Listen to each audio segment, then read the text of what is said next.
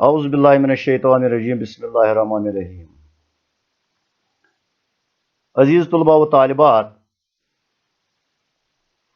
کل کے سبق میں ہم نے پڑھا تھا قصیدہ کی تعریف۔ چونکہ قصیدہ یہ ایک تفصیل طلب موضوع ہے، شہر عاشور کی تشریح پر جانے سے پہلے میں آپ کو قصیدہ کے بارے میں کچھ اور معلومات فراہم کرنا چاہتا ہوں۔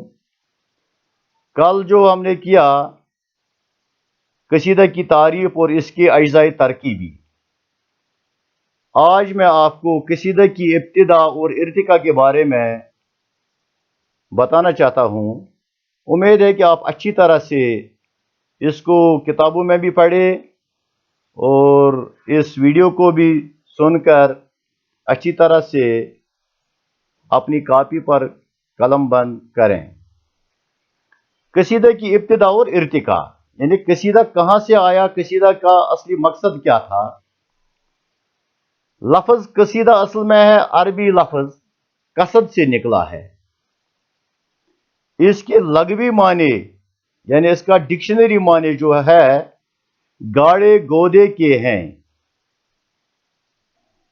قصیدہ میں شاعر اپنے دماغ کا نچوڑ پوری طرح سے پیش کرتا ہے۔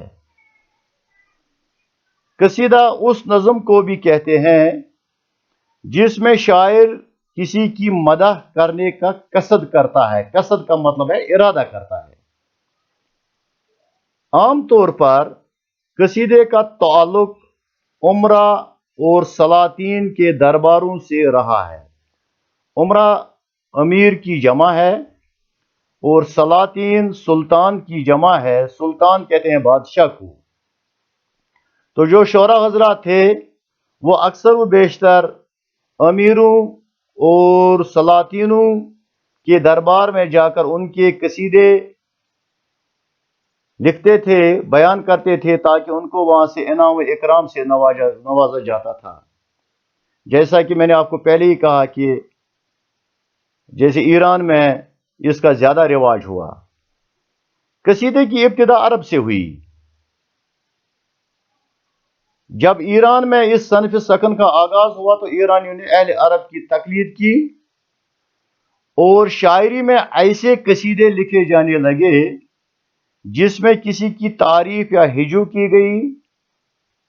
اس لیے فارسی شاعری میں اس صنف سخن نے بڑی ترقی کی۔ مغلوں اور نوابوں کے زمانے میں فارسی کے ساتھ ساتھ اردو میں بھی قصیدے لکھے جانے لگے اور اردو شاعری میں اس صنف سخن نے بڑی ترقی کی۔ قصیدے کی ارتقاء کے سلسلے میں یہ بات قابل ذکر ہے کہ معتقدین یعنی اعتقاد رکھنے والے کے دور میں سادہ خیالات، آسان طرز، الفاظ کی صنعت گری اور ثنایا کا رواج تھا۔ متوسلین نے مضمون آفرینی اور خیال بندی پر زور دیا ہے۔ پھر متاخرین کے دور میں یعنی جو متوسلین کے بعد جو دور آیا، پہلے دور کے بعد جو دوسرا دور آیا، ان کے بعد نازک خیالی اور وقت پسندی کی آواز اس قدر بلند ہو گئی کہ بقول مولانا شبلی نعمانی رحمۃ اللہ علیہ نے کہا کہ اخیر میں قصائد بند بند کی رہ گئی۔ 19ویں صدی میں ایران سے خاقانی اور ہندوستان میں غالب جیسے باکمال قصیدہ نگار پیدا ہوئے۔ چونکہ قصیدے میں اشعار کی تعداد کی کوئی قید نہیں ہوتی ہے، किसी ने 7 अशार के कसीदे कहे, किसी ने 12, किसी ने 20, किसी ने 21 या 25 अशार बताए। ज्यादा से ज्यादा के लिए आम ख्याल है कि 200 से ज्यादा अशार के कसीदे भी मिलते हैं। उर्दू कसीदा निगारी में मोहम्मद रफ़ी सौदा मुमताज हैसियत रखते हैं।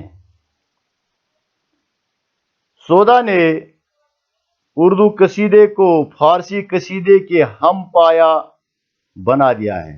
हम पाया का मतलब है हम मर्तबा, हम सर। सौदा के बाद मोहम्मद इब्राहिम ज़ोक ने इस सनफ़ सकन में नाम पैदा किया, यानी कमाल हासिल किया, और वो कसीदा के उस्ताद माने गए, मोहम्मद इब्राहिम ज़ोक।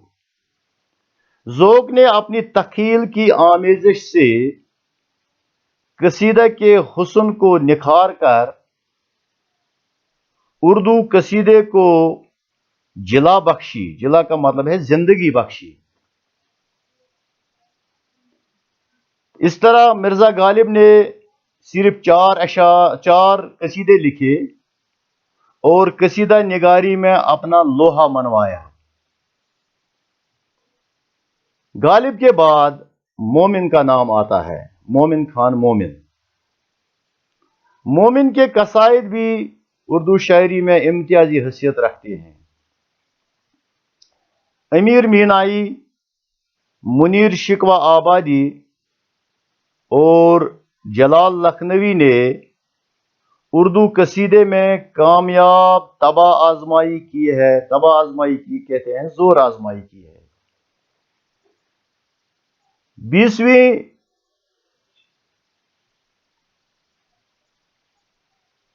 सदी के आखिर में मोहसिन काकोरवी के कसाइद ने उर्दू कसीदा निगारी में नए बाब का इजाफा किया है। यह थी कसीदा की इर्तिका के बारे में, और उम्मीद है कि आप इसको अच्छी तरह से सुने और अपनी कॉपी पर नोट करते रहें। इंशाअल्लाह अगले मौजू में, अगले सबक में हम मिर्ज़ा मोहम्मद रफ़ी का लिखा हुआ कसीदा शहर आशूब के बारे में मालूमात हासिल करेंगे इंशाअल्लाह। अपना ख्याल रखिए और अपने पढ़ाई की तरफ ध्यान देते रहिए। वसलम।